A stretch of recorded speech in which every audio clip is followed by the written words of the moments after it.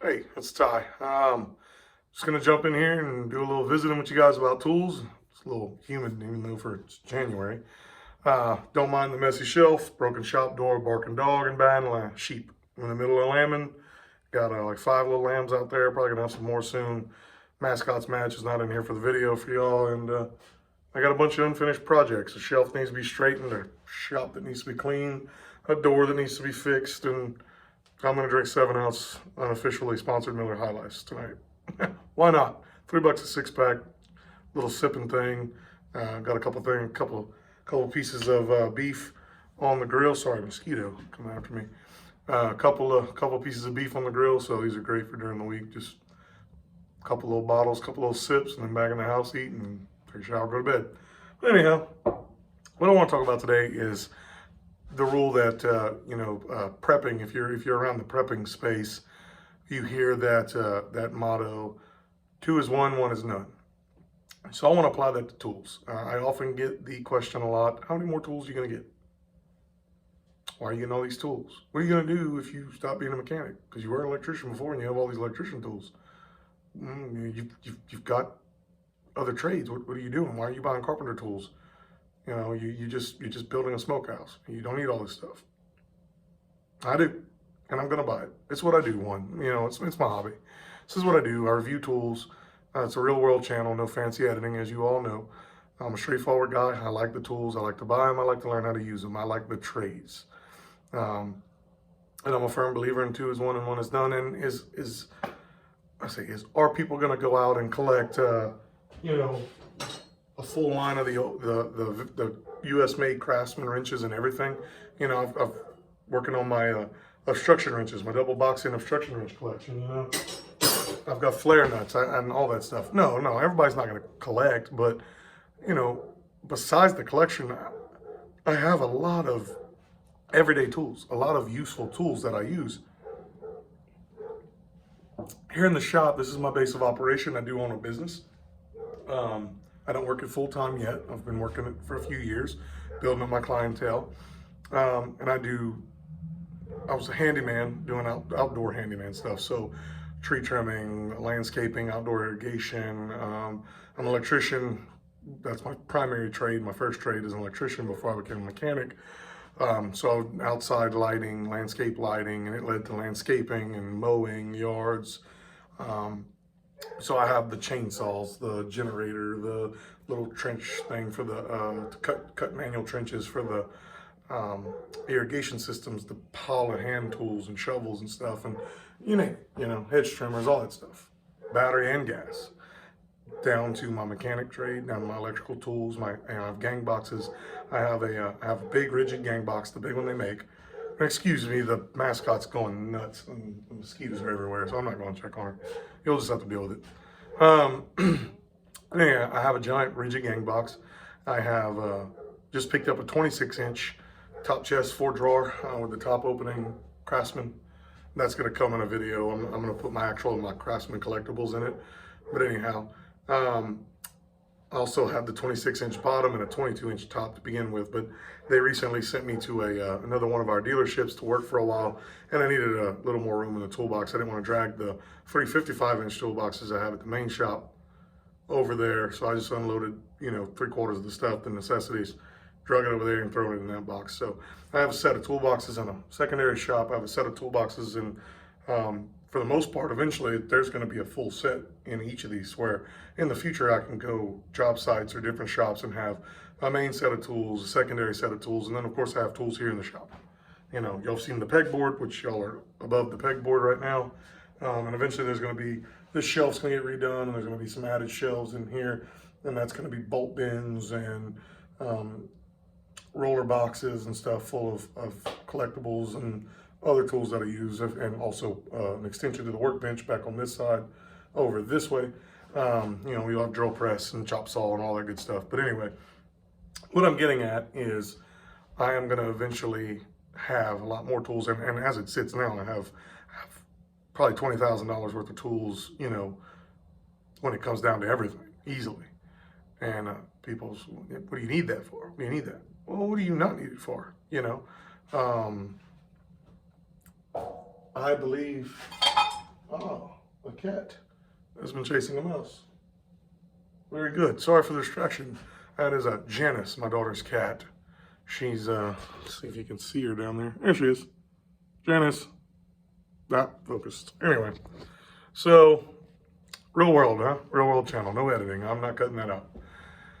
So I have a lot of tools, right? But when it comes down to it, when I started this channel, I had a tiller sitting on my spool table over here, and I was redoing, not a tiller, I'm sorry, a generator, and I was redoing the carburetor on it and the fuel system. I have a old Craftsman front tine tiller sitting over there. It's gonna get a motor swap this spring, or right before gardening season. It's for my dad. I'm gonna swap it, we share it, I'm gonna do it. We're looking at picking up an old 2000 year model Kubota. I don't know the model exactly yet. The side panels and stuff have fallen off. It's going up in an auction, a bid for an old company I used to work for. And so I know the tractor and it needs some work, but I know I can do it. Again, it allows me having these tools and also having the skill to do it. So I can say, yeah, I'll buy that little 25 horse tractor, even though it needs to be split, and I have the confidence and the tools to do it. I have the stands. Or if I don't have the exact stand, I have the welding machine, the cut and torch, and the scrap metal, and I'll make one. Okay? So yeah, now I need it. It allows me to go buy a $1,000 tractor, an $800 tractor, or a $400 clunker four-wheeler, or a $2,000 car, and I've got tools, and they're not stuck over there at home like a lot of my coworkers. I mean, at work. Oh man, I was trying to do that the other night, but my impact gun's over here. Okay, well, I got 2 impact guns over there, one over here, and one over there in the extra shop. Now they're different brands. Some are better than the others, but I have it, right? I have a clunker, I have a mid-tier, and I have a high tier.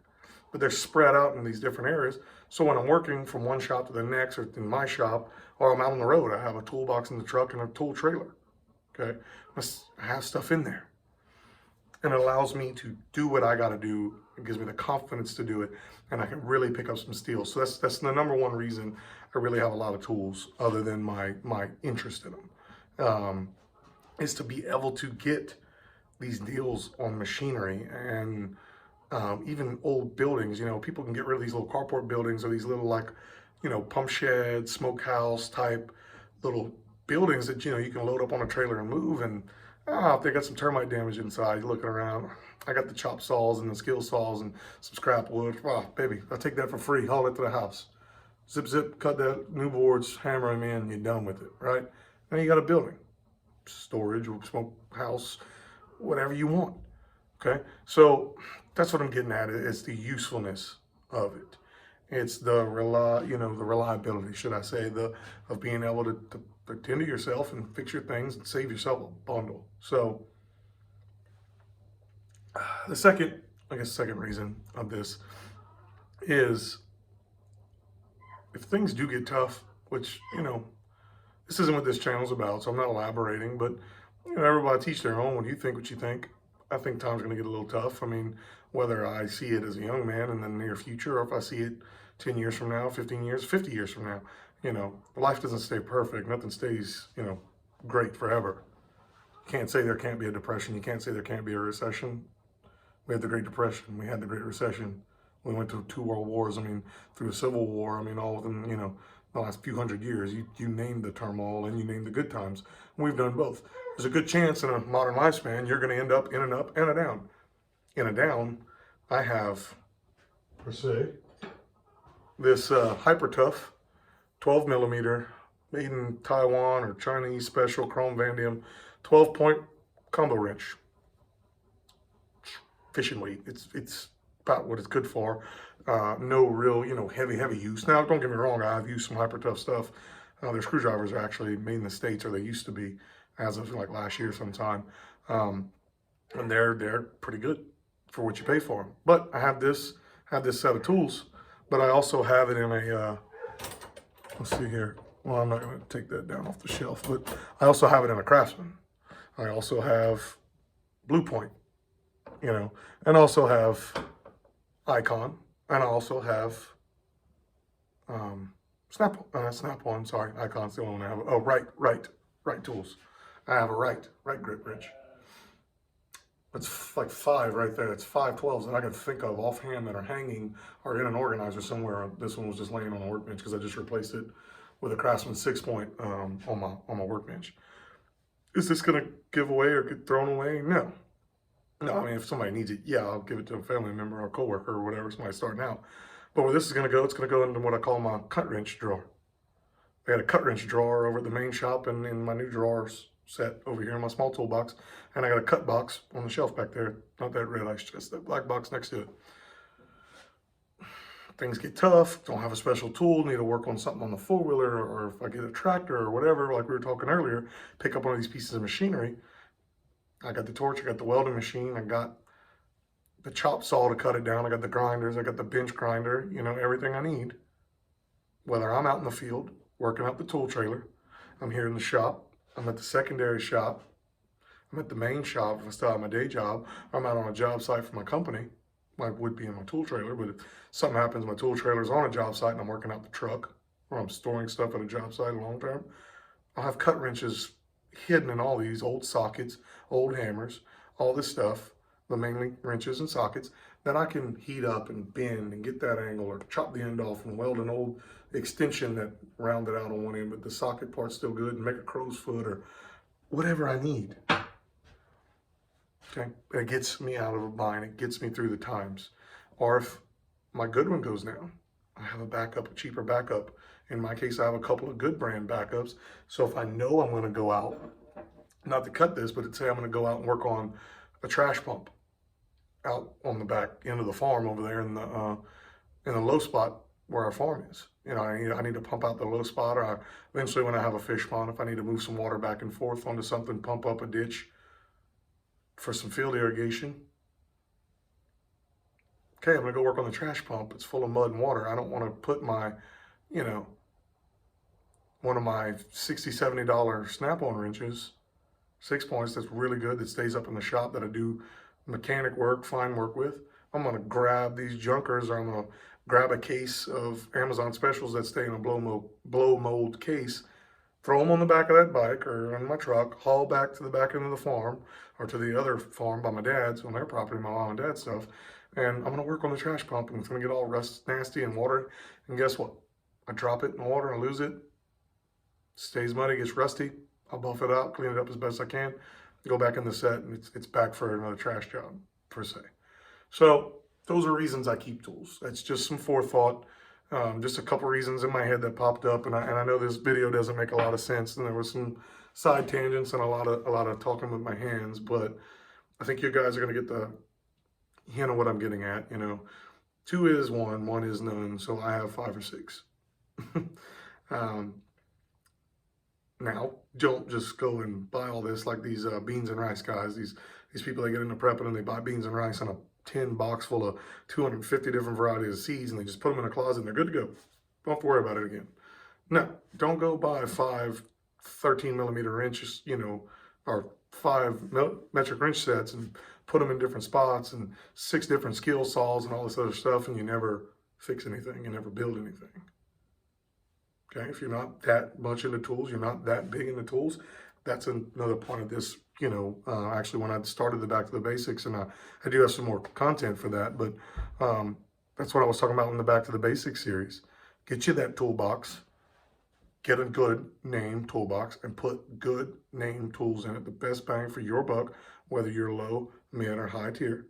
You put the best bang for your buck, and they're lifetime tools. You take care of them, they stay in the house or in the garage, come out when you need to do those few projects, put them back, clean them up, put them back up.